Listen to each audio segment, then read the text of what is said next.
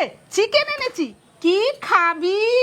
Chicken ঝোল, chicken curry? না, এগুলো খাবো না। চিকেন 65 বানাও। ঠিক আছে। বৃষ্টিতে ঝাল ঝাল চিকেন 65। প্রথমে চিকেনগুলোর থেকে সলিড মাংসগুলো আলাদা করে ছোট ছোট কেটে নেব। এবার প্রথম ম্যারিনেশনের জন্য নুন, লঙ্কা গুঁড়ো, গরম মশলা গুঁড়ো, ধনে গুঁড়ো, আদা রসুন বাটা এবং কারি পাতা কুচি দিয়ে ফার্স্ট ম্যারিনেশনটা করে রেখে দেবো 30 মিনিট। 30 মিনিট পরে টক দই, এগ হোয়াইট, 1 কাপ ময়দা, 1/2 কাপ চালের গুঁড়ো দিয়ে সেকেন্ড ম্যারিনেশন করে নেব। এবারে চিকেনগুলো ডিপ ফ্রাই করার জন্য ব্যবহার করব Emami healthy and tasty ultralight soybean তেল। কারণ Emami healthy and tasty ultralight soybean তেল খুবই হালকা আর খাবারে খুব কম তেল টানে। যে কোনো খাবার ভাজার পর কোনো রকম তেল চিপচিপে ভাব থাকে না, খাবার হয় দারুণ মুচমুচে। সরষে, শুকনো লঙ্কা ফোড়ন দিয়ে রসুন কুচি, আদা কুচি, কাঁচা লঙ্কা কুচি, টমেটো কুচি, কারি পাতা, একটা বাটিতে টক দই আর টমেটো কেচাপ মেশানো সস, নুন আর গোলমরিচের গুঁড়ো দিয়ে মশলাগুলো ভেজে চিকেনগুলো দিয়ে 2 থেকে 4 মিনিটের মতো টস করে নিলেই রেডি হয়ে যাবে